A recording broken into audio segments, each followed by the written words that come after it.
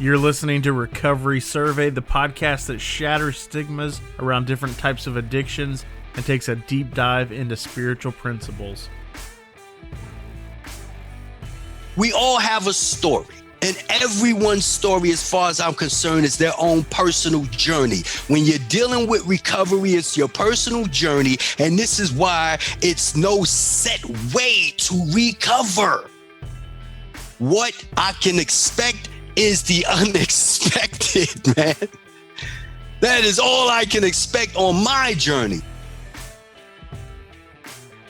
My guest today is named Jeff Vickers. He is an author, and he's currently writing a series of books called Sober Slogans. The first book in that series is called Recovery Mottos We Love. Welcome to the show, Jeff. Hey, buddy. Definitely appreciate you tuning in and listening to this podcast from this good brother that I recently met, man. My name is Jeff Vickers, and I am what I self-describe myself as a recovering addict and a sober enthusiast. And what I mean by sober enthusiast is that I'm very, very sincerely enthusiastic about living a life of sobriety. And that's because I struggled with drug addiction, as well as sex addiction, as well as food addiction for over 30 years. And I came to the realization not too long ago, to be honest with you, it was going on 8 months, but I came to the realization that I no longer needed nor wanted to walk that path. So when I say that I'm enthusiastic about my sobriety, I mean, I wear it on my sleeve. You know, I was the kind of addict that I would smoke crack while police were literally across the street in broad daylight, not care. You know, I was the guy that would have $2,000 in my pocket and I would be sleeping in dumpsters. My addiction it was crazy, man, you know? And I'm at a point in my life where I came to the realization that there was an absence within me, and I had to find that absence. And you know, I looked to fill that void with all kind of things, with food. You know, even though I've never been overweight or obese because of the, you know, metabolism, but I tried to fill that void with food. I tried to fill that void with sex, and I tried to fill that void with drugs and dysfunctional relationships. And when I realized that nothing could make me happy if I was not happy within myself, was the day that I really woke up, you know. So my message is simple, to be honest with you, Brett. You know, do have an upcoming book, you know, coming out. It's actually a series. It's called Sober Slogans. The first installment is called Recovery Mottos We Love. And there's 7 of those, you know, and this is cross organizational as far as recovery is concerned, because some people in NA use it, some people in AA use it. These are just common recovery models. I'm gonna name them. And this is how it goes in the book as well, chronologically. Keep coming back is chapter 1. You know, done heard that so many times. You know what I mean? Keep coming back, keep coming back. Quite amazingly, that was the one that my ex-sponsor, who was only my sponsor for about a week, actually, when I got sober, it was the memory of him telling me, keep coming back, that led me onto my road. It just kept playing in my head, you know? And, you know, I started the book off with that chapter and that motto because it resonates with me so well. You know, that motto is not just for the newcomer, but it's for the person that has 10 years sobriety. It's for the person that has 20 years sobriety, because the day that I believe recovering addicts forget to come back is the day that they start slipping into relapse mode. You know, keep coming back, meaning keep going back to what has led you, and everybody's program is different. You understand what I'm saying? Everybody's journey in recovery is different. So if I'm a hardcore meeting goer, and I make meetings, you know what I'm saying? Aside from COVID, aside from any social, constraints, if I'm the type of guy that, it's mandatory for my recovery and my sobriety for me to make a meeting every day, then I need to loop that in my head, keep coming back to those meetings, coming back to being engaged in that environment, which is the network. Which within that network, what we're really speaking about is the spiritual connection between one addict and another addict. You understand what I'm saying? Regardless of what that addiction has looked like, you know what I mean? Because it's really not about how the addiction manifests itself. It's about, as far as I'm concerned, that common void within all of us. For me, it definitely was crack cocaine. For somebody else, it could have been heroin, but that's just the outward manifestation of what we seek based on our upbringing, based on our personalities that we try to, stuff ourselves with to fill that void. But it doesn't really matter what your addiction looks like underneath it all. I don't care if it's, what's this guy's name? Oh man, don't get me started. My boy DMX. I don't know if you follow hip hop. I don't know. DMX just passed away due to a drug addiction that he struggled with for probably as much time as I have, because he's a couple of years older than me, So I know for 30 odd years, DMX was struggling with crack cocaine addiction, and it just took him out. That's why I keep coming back. It's extremely important to me. It's like, once you forget it, bro, you know what I mean? You can't move forward and backwards at the same time. It's just impossible to do so from a physical perspective, right? And I think it's also impossible from a spiritual perspective. You can't be moving forward, growing spiritually, and going backwards at the same time. So you got to make a choice, and I choose to keep moving forward. So I keep, saying to myself, keep coming back. And the next one in the book that's extremely important to me is something that I keep at the top of my head. One is too many and 1,000 is never enough. My mom has just celebrated 19 years clean and sober, right?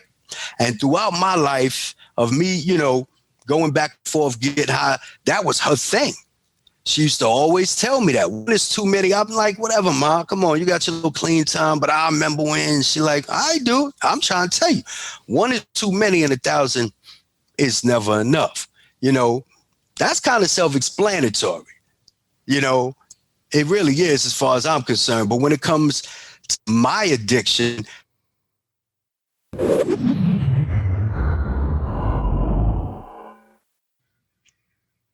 we good?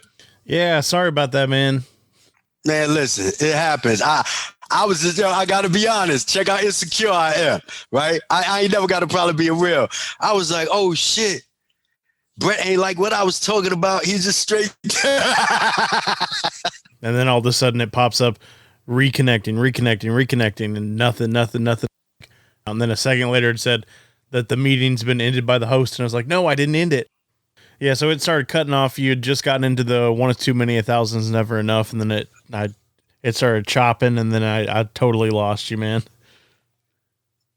Okay. Yeah, so the second chapter in the book, which definitely hits home, is one is too many and 1,000 is never enough. And my mom, she just celebrated 19 years clean and sober, and that's one of her favorite ones. And she used to, tell me that over and over again. And I understood it, surface. But when I sat back and I really thought about my addiction, like, dude, I am compulsive, obsessive when it comes to my addiction. I can't stop. So for me, 1,000, when I say 1,000 is never enough, I don't care if I have a half an ounce of cocaine on the table and my heart rate is up to 130 beats per minute. I am going to smoke until I fall asleep or until it just seems like I physically can't touch it no more. That's how bad my addiction was.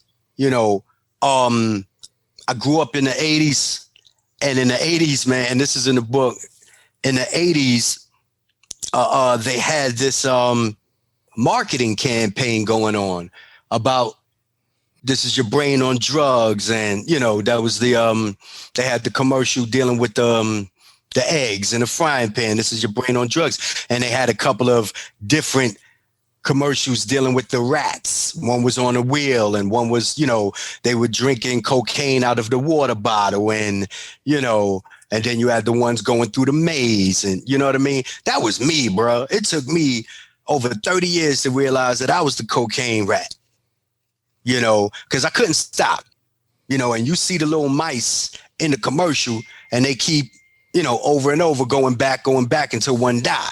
And that was me. I was so messed up in my addiction that I literally would smoke or snort and then see where my heart rate was. And dudes around me and girls around me is like, dude, I'm good. I'm going to drink a beer now. I'm going to come down. I'm like, nah, y'all playing games. Let's get high. And they're like, dude, you want to kill yourself? And the reality is I did. I really did. When you get to that point, it's imminent. You're going to do it. You know what I mean? You're definitely going to do it. So for me, I keep that at the forefront of my mind. One is too many, because once I turn that switch on, I am in the process. While I'm in recovery, I'm in the process of rewiring my brain. There's nights it's a beautiful day. And the next thing I know, I got a flashback from me getting high 15, 30, 20, 30 years ago, because, it still kicks up every now and then. I'm rewiring my brain. So if I do it just one time, it's going to be lights out for me, so it's important that I don't, Another chapter in the book is speaking about 90 meetings in 90 days. I think it's very imperative. You probably don't have to do, 90 consecutive meetings, but I think it's imperative that when we get like when newcomers come into sobriety, that they really get connected. It's like school. You know what I mean? When you first start school, you got a couple of months that you're going to school, Monday through Friday. You know what I mean? Then, there's this homework on the weekend that's going to be due the next week. So there's a couple of months consecutive where they start pounding these theories into your head, and hopefully it becomes practice as time goes on. And that's the way that I view the rooms, no matter, what the organization is, whether it's NAAACA, it doesn't matter. When you are rewiring your brain, to not get high anymore, to not use any substances whatsoever, and you're reframing your whole perspective on life, I just think it's a good thing to be around people who have been successful already. You know what I mean? It's like, okay, I'm in training. Anytime you go to any kind of training, you deal with organized sports. When you had training camp with some heavy hitters that's taking their time out from their personal time, to say, hey, these are the what I like to call proven practices of the game. And those are the 12 steps, to those whom it may apply to, so when you go into meetings for 90 days in a row, 90 and 90, you're meeting people, you're seeing people at the different stages. And that's a beautiful thing, because it's like a damn university. It's like a master class, but it's free. You got people there at any given meeting who are on different levels. You got people, if I'm a newcomer, I'm going to meet a whole bunch of newcomers, right? Within my first couple of weeks of recovery, I'm going to meet those people. I'm going to meet people who just got a year. I'm going to meet people who got 5, 10, 15, 20 years. So it's like, wow, it's a masterclass, and it's absolutely free. So I'm able to glean wisdom, you know what I'm saying, from people who have decades under their belt, as well as everyone underneath them, you know what I mean? And be able to network with these people and use their wisdom to fortify my new growth in my recovery. And I think the meetings is like, and right now, I don't go to any physical meetings, and be honest, I'm scared to death, to get, COVID. I'm just being real, but I do the Zoom meetings, You know, I love my Zoom meetings. It's the same level of spirituality. It's not, you know, it's not tangible because you're not there with people, but the spiritual principles still apply because that's what the meetings are based on. And I just think, man, if you stop going to meetings, well, let me not say stop going to meetings. If you stop networking with people who are in recovery. And that's why I do love Instagram. That's why I love your podcast. I'll be checking yours out on IG. You know what I mean? That's not a meeting per se, you know, but that platform is being used to share the message. I go to a physical building to hear the message. You know what I mean? So it's a beautiful thing. The technology is available so I can still be in tune with the message. And, you know, we talking about different topics. So that's a beautiful thing. You know what I mean? But I do like to go to Zoom meetings online and whatnot. And, you know, got all kind of organizations. You can look it up and all, you know, depending on what you're looking for. And I just think that's a beautiful thing. But I think the meetings are extremely important because no matter what you're dealing with, you know, if you're an entrepreneur and you're dealing with internet marketing and they got a power player coming into town, might have to pay for his conference. You know what I mean? If you're in the filmmaking, they got master classes for that. So it's like you want to constantly be in tune with people who are in your industry, but we're talking about the lifestyle of sobriety that's doing it well. You know what I mean? I just don't think that an addict can be successful by themselves. I just don't. You know what I mean? We go through too much shit. You understand what I'm saying? For us not to look outside. And plus, we're social creatures for a reason. You know, so I think that's extremely important. Here's a big one for me, man. Principles before personalities. Principles before personalities. When you in early recovery, let me say me. I'm from the streets. I'm from the hood. I'm from the Bronx, and I'm from Harlem, right? So, you know, the way that I was raised up and the way that I view life now was totally different. But when you in the streets, you don't grow. So when I was living that so-called street life and I was infused into that culture, honestly, I still thought the way that I did 20 years previously. I wasn't growing. You know what I'm saying? I wasn't growing. So I was always looking at people from a certain perspective, like, oh, he's a lame. Oh, he's a this, or she's a that, and I can get over. Because that's where I was at spiritually. So that's where I was at mentally. But when you get into the rooms, when you start living a life of sobriety, you got to put principles before personalities. You know what I'm saying? I remember when I was just like, you know what? Nah, I don't want that dude as my sponsor because of, and whatever excuse that I used at the time, it was based on his personality. Dude, it ain't about that. You know what I'm saying? It ain't about that. You know, if a person grows up in a different culture than you, if they're a different nationality, the principle is that man or that woman has so-called, you know, a certain amount of time under their belt of living sober. So it ain't about who they are. It ain't about, you know what I'm saying, their sexuality, what music they listen to. Fuck that. It ain't about none of that. It's about, have you lived life according to the program successfully, and for how long? And can I follow in your footsteps, so to speak, so I can gain that wisdom as well? Those are the principles. You know, because some people live by the 12 steps, the 12 traditions. Some people have a loose program. Whatever works for you, as long as you ain't getting high and as long as you growing spiritually, as far as I'm concerned, and becoming a better human being, I'm all right with that. You know what I mean? But it took me some time to understand that. And those are the spiritual principles. Like, you know what I mean? You might listen to rock music all day. Don't mean you can't be my sponsor. Are you living by these principles? You know? And recovery is a journey, not a destination. I like to speak about, let's talk briefly about how we met. We need backstory. Because it's a beautiful thing. It's a beautiful thing, right? So I recently published an article. Well, Vance Shiflett recently published an article on his blog. My article, it is Recovery and Sobriety, Is There a Difference? So I reached out to Brett, you know, because we follow each other on the gram. and he I think it's just on my Sober Slogans account. I don't think it's my personal, but that really doesn't matter. But I reached out. That was a light plug to the personal account, right? But I reached out, you know, and I'm basically reaching out to everybody. Hey, I need your opinion, because I write. Like, I don't know if you write. Do you write, Brett? No. You don't write? Okay.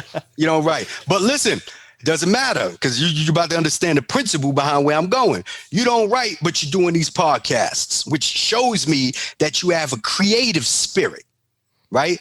You're doing podcasts centered around recovery because there is a particular message that you have.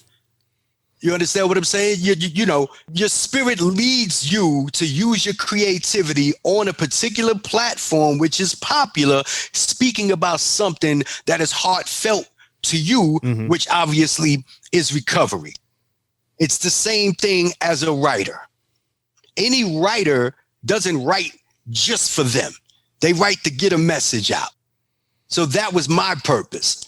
And when I write, and anything that I will be doing going forward, especially the book Sober Slogans, book 1, Recovery Models We Love, honestly, it's to spark dialogue.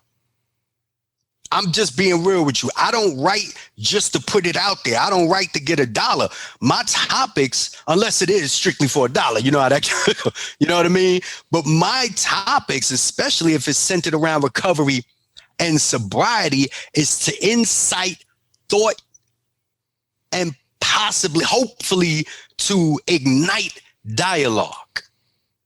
You know what I'm saying? So I sent the, link out to people, and I'm like, hey, let me know how you think. And I meant it. And the beautiful part about it was what?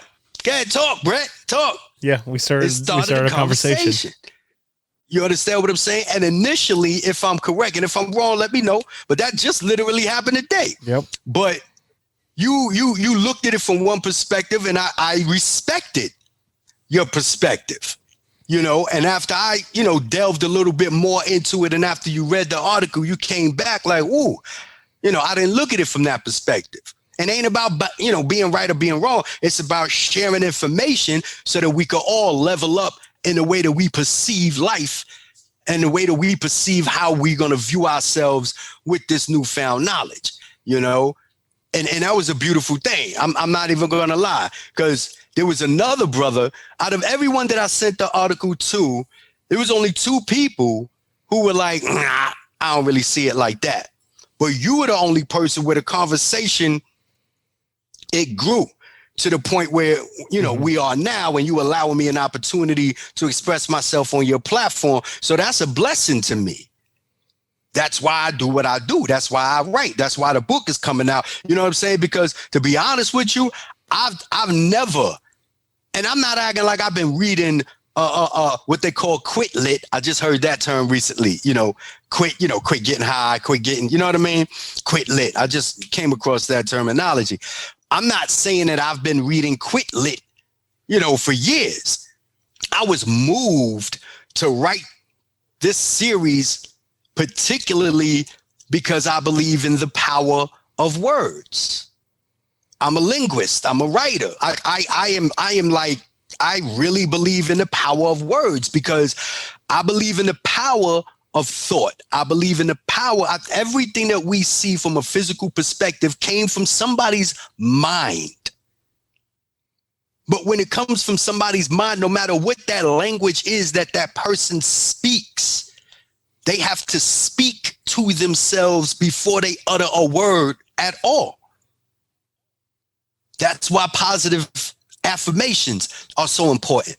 And that's basically the way that I view recovery models, as positive affirmations, as things that we can say to ourselves constantly to keep it moving. This is why, for 40 years, these models have been around. You know what I mean? They've been around for a reason, and people all over the world can identify what keep coming back. Even people that don't even get high. I don't know if you know what I'm saying? I'm sure you probably experienced that. People that don't even get high, you can say certain recovery models, and they be like, that's right, keep coming back, one day at a time. It's prevalent within the culture that we live in because there's life behind it. You know, there's definite life behind it. Chime in, man. I want to hear something from you, man. Talk to me, man.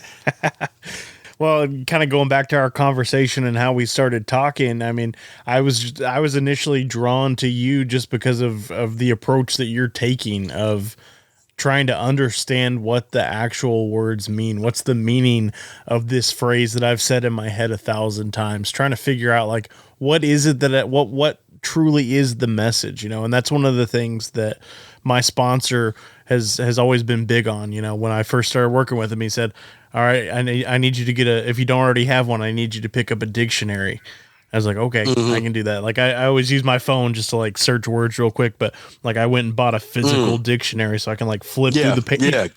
Excuse me, flip through the pages and like look up definitions. And so that was one of the things that like intrigued me when you sent that message, because it was like, okay, this guy's kind of on like the same wavelength as me, because I too like to try to figure out what words mean, because I've found that a lot of times I just assume the meaning of a word, or I think I know the meaning of the word just based on the context of how it's used. But a lot of times I don't actually know what the real meaning of that word is. And then as I can piece together definitions and look at a sentence or a paragraph and have a knowledge of what those words mean, now all of a sudden I'm seeing a new perspective. I'm getting a new understanding of the message that's there in the literature. And it's like, oh, I see why they use this as word opposed to that. Exactly. Word. Exactly. Because words have literal interpretations. Words have cultural connotations, you know, and a lot of times we go by a cultural connotation. I could use a word in this culture and it means this. You could use the same word in your culture and it means something, you know, something different. Those are the connotations, you know, behind words. You know, I've always been drawn to literature. I've always been drawn, you know, to words and whatnot. And I just believe when you really drill down some positive affirmations and you say, okay, this is how I'm living life now, this is what I'm seeing, you're going to be the same way that we're drawn to certain people. We're drawn to certain people because their story resonates with us. You understand what I'm saying? It's like we were drawn to each other because, I mean, like I told you in text, you know what I mean? And it's not about me bragging or anything like that, because I'm just a regular guy. But the reality is there's been several people on Instagram who's like, yo, I saw a reel and, you know, or I saw this and I like your message and would you do this with me? And, you know, and I do my little research on who they are. If they don't resonate with me, I respectfully pass. I don't have a problem helping any creator out that's moving out there, you know, with the sober movement. I really don't. But I also have to resonate with your spirit. And that's just reality. I ain't no, all right, now I can take it back to where I'm from. I don't ride the bandwagon. When you know what I'm saying? When I grew up, that's what we used to call that. You know what I'm saying? Hopping on people's bandwagons. That really ain't my thing. I got my own thing.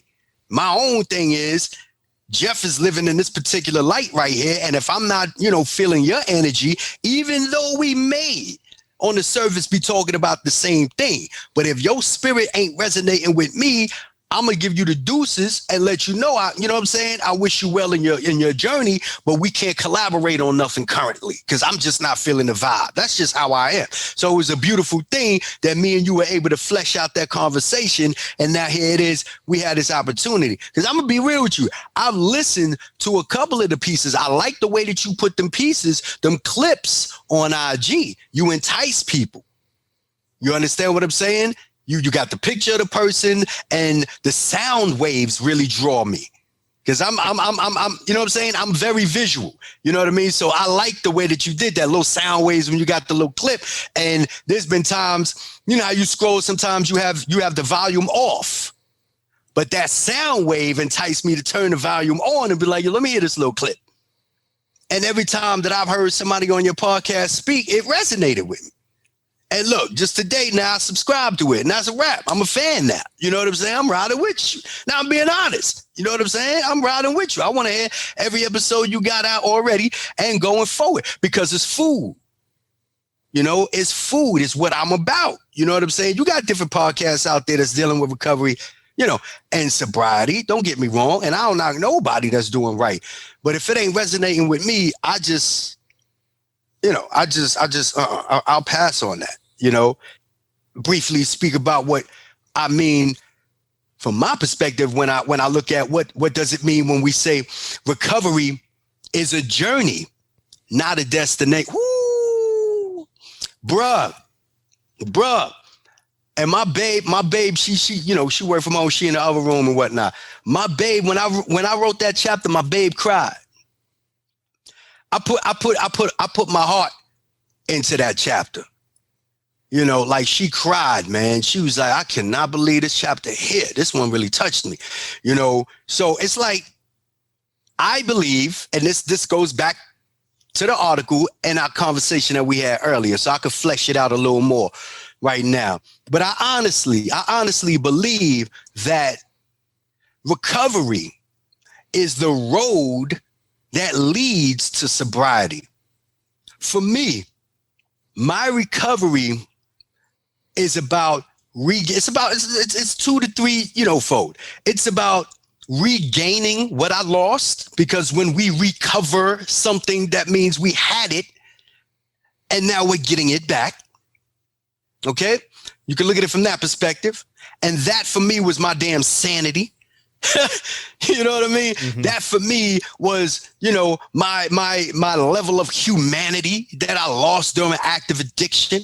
That was my respect for self, respect for the, next human being. That was me being accountable, man, and the fuck up for my actions. I apologize.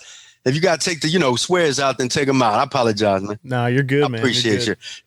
That was me being accountable for my actions. You know what I mean? Like, I could throw this on here. We was texting earlier before when we were both still at work, and you told me about, your beautiful baby. And I told you that I lost my 2 young children, not lost them, but I lost contact with my 2 youngest because of my addiction. So now I got to stand up and be a man and be like, yo, what is this journey about? I have to recover the relationship that I had, because I was there with I was there. I cut the umbilical cord, like, you know what I'm saying? For both my especially my 2 youngest children, not for my 2 oldest, but for my 2 youngest, I was there. I raised them. And then, I allowed my addiction to whisper in my head, and I turned my head. I fell down a crack that just was a downward spiral. Dante's Inferno for me, brother. You know what I'm saying? So I have to recover relationships that I lost. When you go through something physically and the doctor is saying, okay, let's look at a cancer patient. It's not just cancer, but cancer is the recovery is highly associated with cancer. I'm in recovery. I'm healing. The cancer's in remission. I'm in recovery. If you're in sports and you hurt yourself, what happens? You're in recovery. Mm-hmm. You know what I'm saying? Yeah. So for me, recovery, it's the process of healing. It's the journey of self-actualization. And I ain't trying to get esoteric, you know what I mean? But, that's just how I view it. So it keeps me moving forward every day to become a better me. But it's a journey. It's not a destination. It's not, hey, we're going to Hawaii. Me and my babe next month going on vacation for a week to a beautiful place. We got the itinerary. You know what I mean? We know what the budget look like. We know what the activities look like. We know all that. We planned it out. That's a destination, bruh. For a set period of time. Recovery ain't like that. It's a journey. There's going to be monsters on the journey. There's going to be ogres. There's going to be wildlings. There's going to be white walkers. There's going to be, you know what I'm saying? It's like, but you don't know when they're going to pop up. You don't know where on this journey it's going to pop up. But what you better do is prepare yourself every step of the way. But what's going to really happen, you're going to come across some battles on that journey that knock you backwards. You're going to have to sit down, get inside yourself, get up, and then fight an even bigger battle. That's the journey, bruh. We all have a story. And everyone's story, as far as I'm concerned, is their own personal journey. When you're dealing with recovery, it's your personal journey. And this is why it's no set way to recover. The 12 steps and the 12 traditions may work for me. You might just take one here and take one there.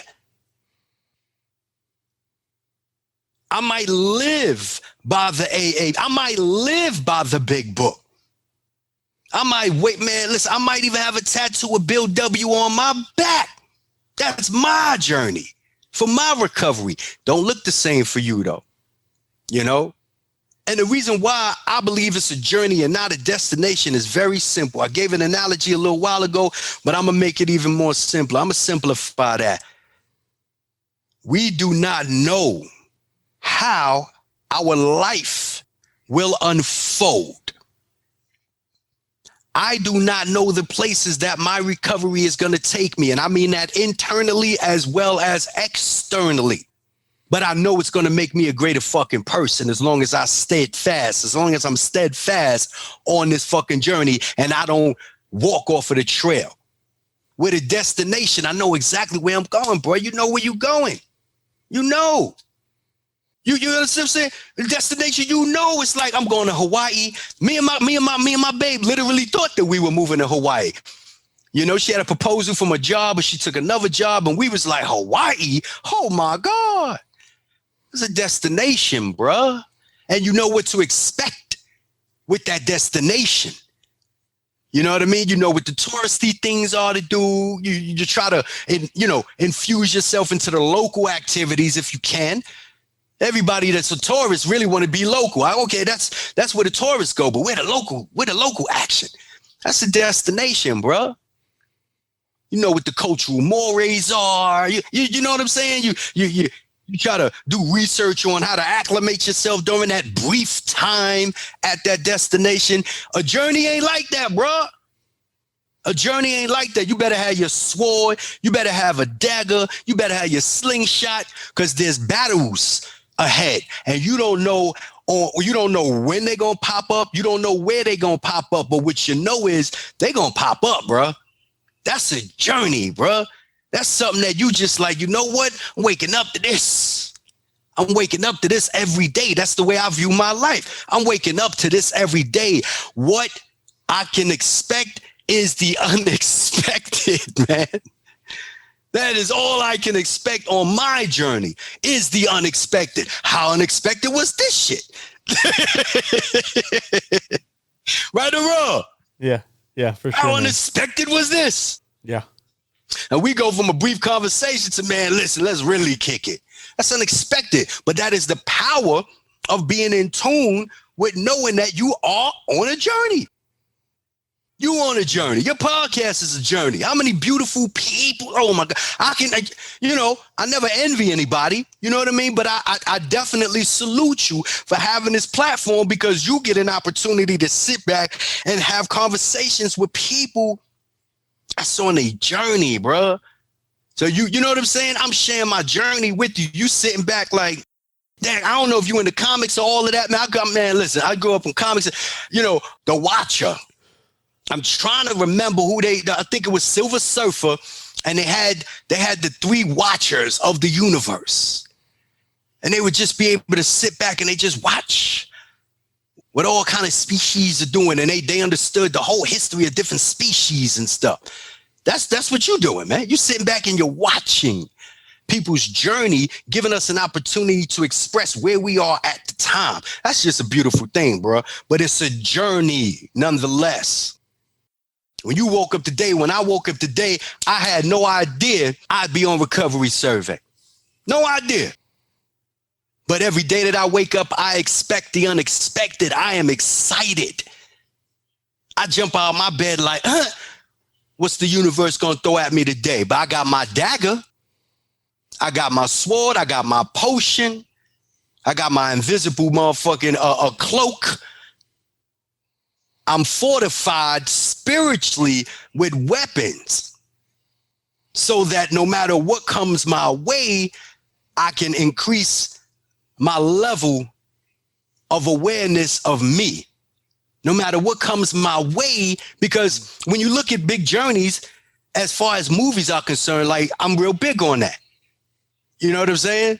I'm very big on that. Journeys. I love epics, and you know what I mean? Because that's a dramatization and representation of the everyday man and woman. That's all they do. They just dramatize it. But that's the internal battle that we all go through, bruh. So that's why I say, bringing it home. Hopefully I ain't rambled too much on that one. But that's the way that I view recovery as a journey and not a destination. And the last chapter in the book, which I'm going to say to you sincerely, thanks for letting me share. That's the last chapter in the book. I end the book off like that because anybody that chooses to sit back and read anything I put out, you know, and I told you that in the text as well, like, wow, appreciate you taking the time, you know, to even read what I had to say. That's cool right there. I appreciate that. As you know, opportunity costs. You know what I'm saying? You could have chose to do something else with that time. You chose to read, and that was a beautiful thing, and I really appreciate that. You know, but bringing it home as far as recovery is concerned, man, thanks for letting me share. You know, people at meetings, they say what they have to say, and thanks for letting me share. I appreciate you. That hit home for me because this whole program, man, is, you know, I said it a couple of minutes ago, man, and I honestly believe that it's impossible for any recovering addict to recover without the help of other recovering addicts. No man is an island. That's a famous quote. No man is an island. You know, when you use that from the perspective of sobriety, that is very true, bruh. Ain't no way in the world with all the insecurities that I have. Look what happened. When we was filming, we was recording a little while ago, the joint, and I want you to make sure that you put this on the podcast. The joint cut out, right? Your internet cut out. While we doing the podcast, first thought came to my mind. My insecurity came to my mind. Damn, I must sound like trash. Brett shut out on me. You know what I mean? But if I was trying to walk my road of recovery by myself, I wouldn't be able to hear other recovering addicts speak about their insecurities and their inadequacies, and how they get beyond that. If I ain't talking to nobody, then I'd be the one sitting back like everybody got it going on, but I'm the only one in recovery that's still feeling inadequate. But when we share our story with each other, we see that I don't care how different we may seem on the surface. We really ain't that different, bro. I'm tired of running my mouth. You got to say something now, Brett. I mean, you got to talk to me, man. It's all good, man. I was just sitting back like you were talking about, just listening to your story. And man, I'm so grateful that our paths did cross, that our journey, intersected today, man. Like usually I'm more structured and I try to like schedule the interviews out, and, you know, there's like this whole, I don't know, I don't want to say process because that makes it sound like I'm somebody important. I just try to have a little bit of structure, just because structure ain't nothing wrong with structure, brother. Yeah, my life is busy, so I try to like dedicate certain times to do the podcast and, you know, spend time with family this time, and, you know, like I try to keep things organized. And then we were just talking and vibing, and I just felt that connection that you were talking about, and I was like, man, I got to get Jeff on the show. I want to hear more about his book. I want the listeners to hear about Jeff. I want them to know what he's doing. I want them to hopefully get some of that same perspective change that I got just from our short conversation earlier in the day, man. And I really, truly am grateful that we made this connection and that you were willing to jump on here and share your time, share your message, share about what's going on in your journey, man. Cause that truly is, you know, selfishly speaking, like that's one of the greatest things about this platform that I have is that I get to meet all these different people, that I get to, you know, that our journeys get to intersect, that I get to hear their stories, that I get to hear what works for them. And just like you were talking about earlier, there's not one set way that works for everybody. So I get to hear, I get to hear the people that, 12 steps work for them. I get to hear the people that are part of the different Buddhist programs that work for them, the smart recovery, the people that aren't even in a program that have just, that are using like coaches or meditation or whatever it is. That's what I do. You called it. I meditate every day. I try to meditate every day, but at least 6 times a week. But I'm getting real deep into meditation. I really am. It's a beautiful thing, and that truly does work for me. But I use meditation. I use the resources that the universe puts in front of my face, man. I'm just being honest with you. You know what I mean? Your podcast, I'm going to be using your podcast. There's a couple of podcasts I currently listen to. You know what I mean? Any information that's going to fortify my spirit for me to become a better me, I use it, especially if I can engage. I'm an engager. I've never been, you know what I'm saying? I ain't the type of dude that just sit in the back of the meeting and not say anything. You know what I'm saying? That's just never been my style. I'm going to raise my hand. I'm going to say what I got to say. I need feedback. I need to bounce my ignorance off of somebody's wisdom. Right on, man. Yeah, I totally agree, man. And like I said, I'm grateful that we made this connection. I almost didn't reply after I read the article, and I like typed up my response. I was like, man, I don't want to send him this message saying that I don't necessarily agree with what he has to say. And there's like something in my spirit was just like, yeah, go ahead and send it, man. Like, I wanted to make sure that I worded it in a way where I wasn't trying to come off as like, like a know-it-all or that you're wrong and I'm right. But I wanted to send that message and be like, I see it from a different perspective. And then you responded, and it was just like, we started this conversation, and it was a beautiful thing, man. And I really am grateful that you sent that message and sent that link. I'm reading it right now as you speak. I was excited. As soon as you said what you said, I gave it a thumbs up, and I was like, discourse. Yes. You know what I mean? Let's talk. Yes, that's what it's about for me, bro. That's what it's about. It's about sharing. Still speaking about the same recovery model, sharing. Thanks for letting me share. Wait, I mean, I was thankful that you read it in the first place. I was also thankful that you responded the way that you did, because I didn't immediately. Because if you remember, I said this, I'm reading it. Yeah. I said discourse, yes. And then I said, I told you I was working right now, and I told you I appreciated your opinion. You know what I mean? And I gave a brief definition of how I saw it. You know what I'm saying? But I still, in between telling you how I saw it, I was working, but I still was thinking over, I chewed over what you said. You understand what I'm saying? Because the only way that I believe, I'm a big believer in self-improvement. And that's a key word, and that's a hot trendy, but like when you get underneath all of that, getting to the principle behind what that means, it just means building ourselves up.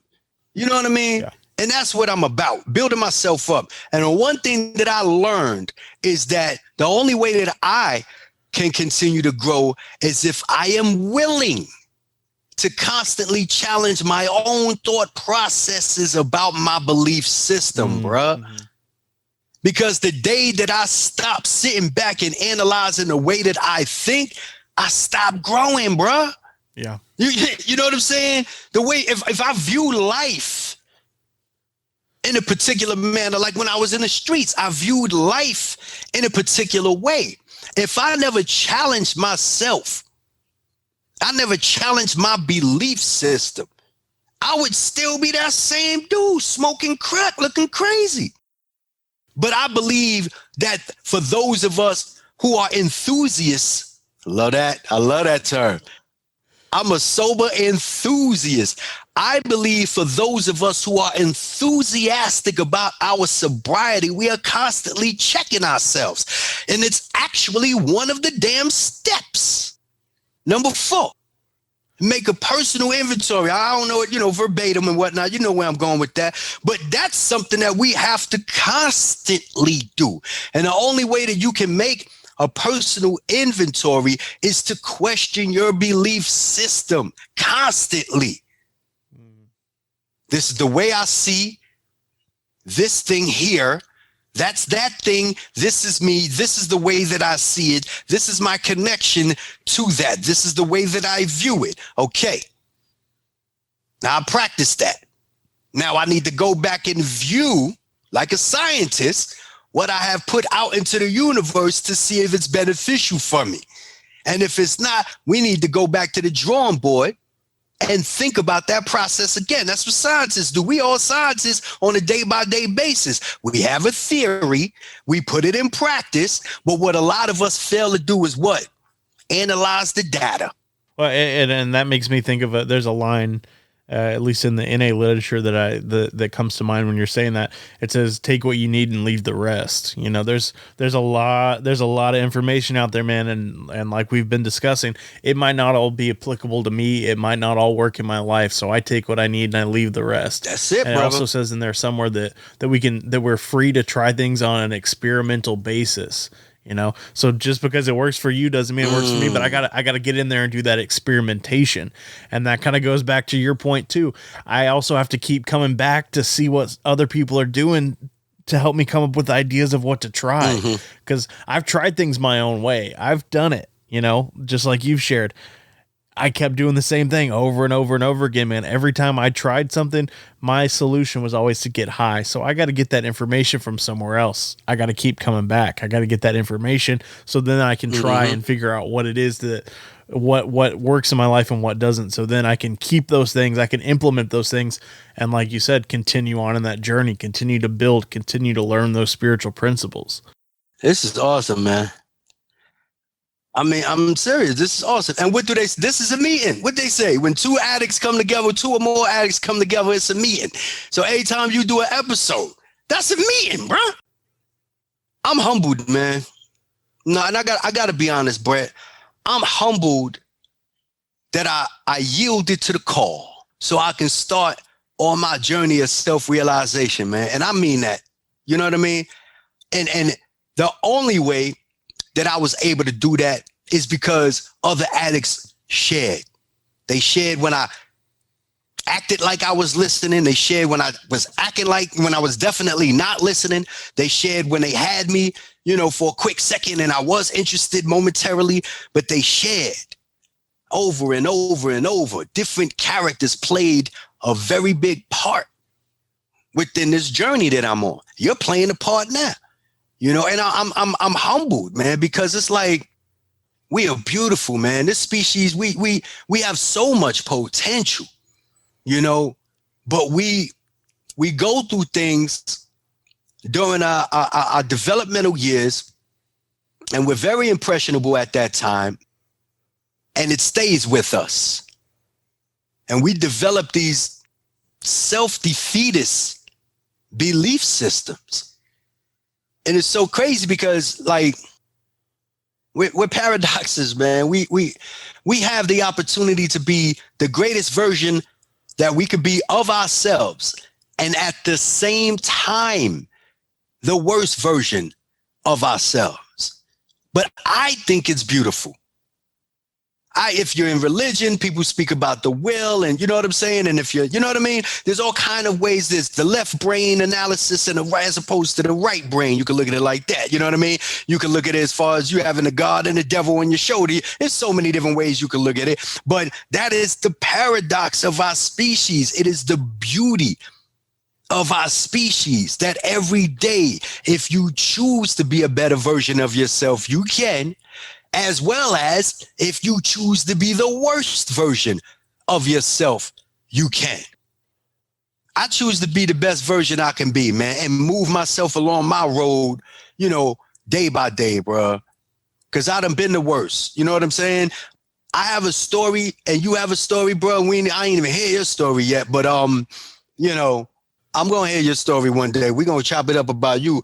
But just by you letting me know a little bit about, you know what I mean? I know you in recovery and I know that you're doing what you're doing. So guess what? You turn tragedy into triumph.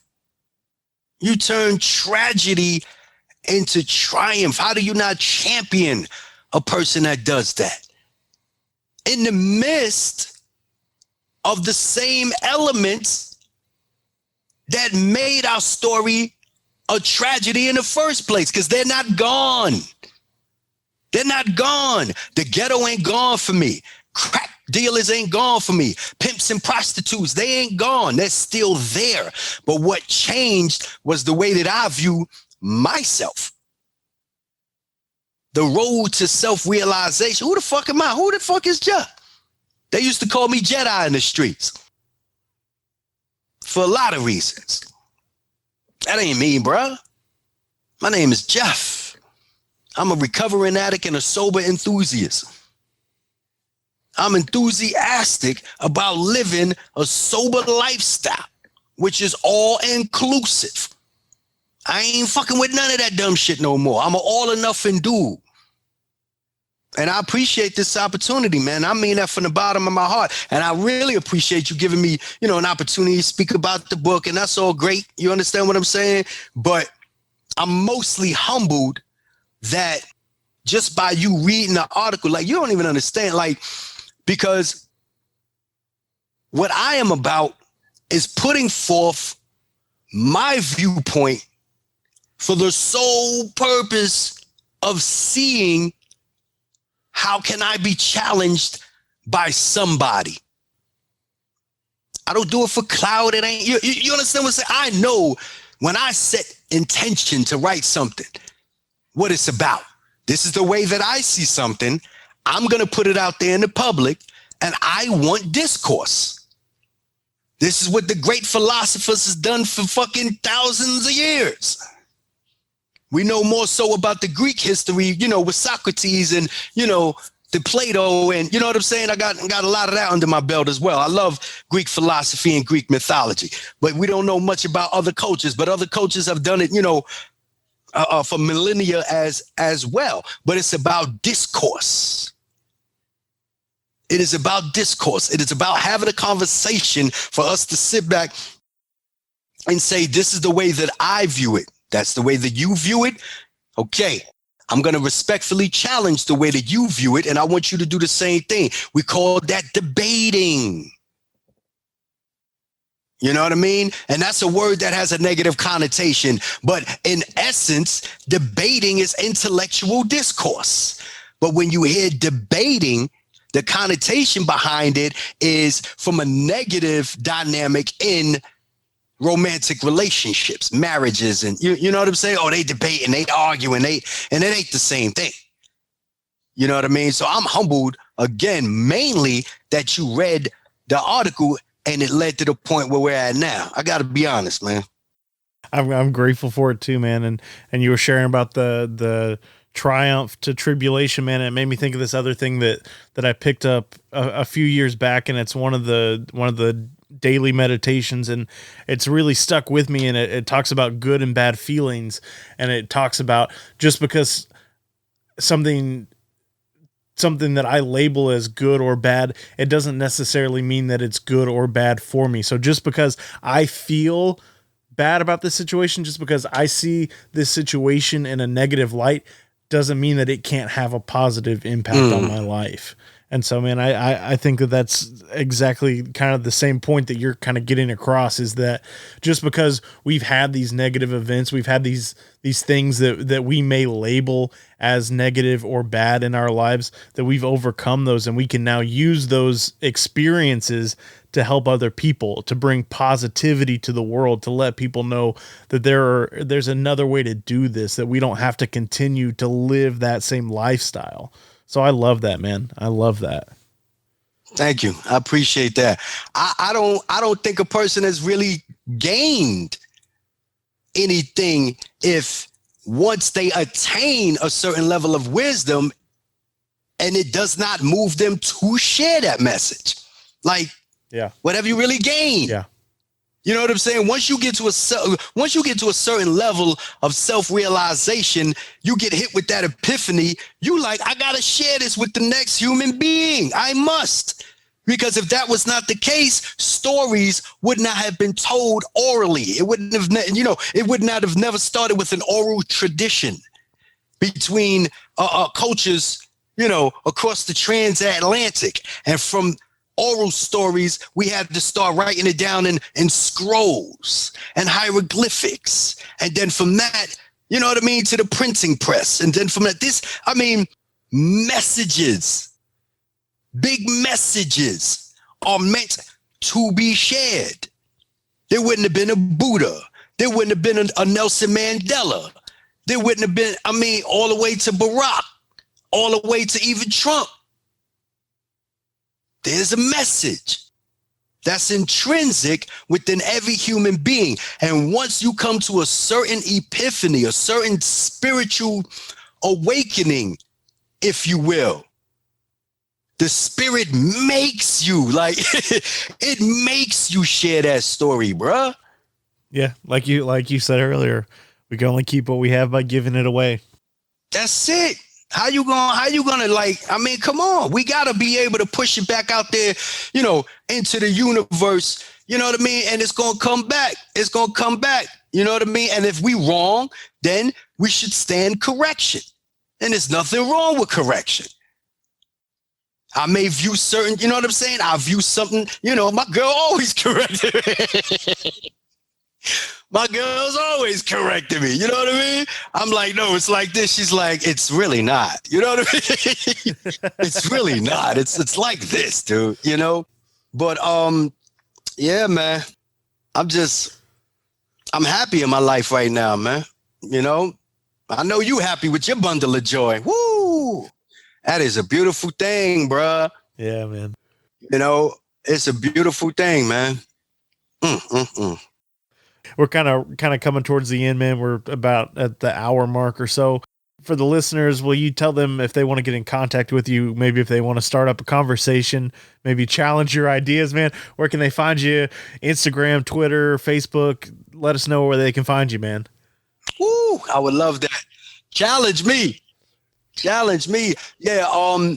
I'm getting real heavy on my Instagram, man. I love my Instagram. So y'all can definitely get in contact with me at Sober_Slogans on Instagram. Sober_Slogans. You're going to see a picture of my little book there and whatnot, but it's me, and if you come over there, you can also check me at Jeff Vickers, the writer, on Instagram as well.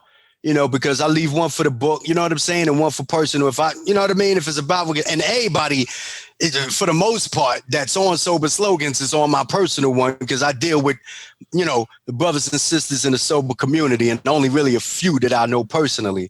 Name of the book, the first book is Recovery Models We Love. It's not published yet, but I'm definitely, obviously drumming up conversation about it. It should be out probably next month. I'll definitely send you a copy of paperback. You know what I mean? That goes without saying. You showed love. That's nothing. And we can have discourse about that. You know what I mean? But I appreciate you allowing me to share my testimony on your platform, man. It's a beautiful thing, man. And anybody want to get in contact with me, going forward, because I don't know, who you got listening to you, but listening on your platform. But they can also email me at soberslogans@gmail.com. Awesome, man. Well, like I said, and I'll say it again, man, I really appreciate you coming on. I appreciate the discourse that we had, man. It was fantastic. I love having these conversations and getting to hear other people's stories and getting different perspectives, man. I really, really, truly am grateful for your time and for what you shared today, man. I really do appreciate it. I boomerang that right back at you, brother. I mean that from my heart. I appreciate you, Brett.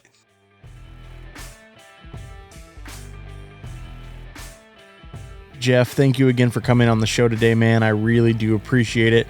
Be sure to check out his Instagram so you can follow along in his journey and get all the updates about his upcoming books.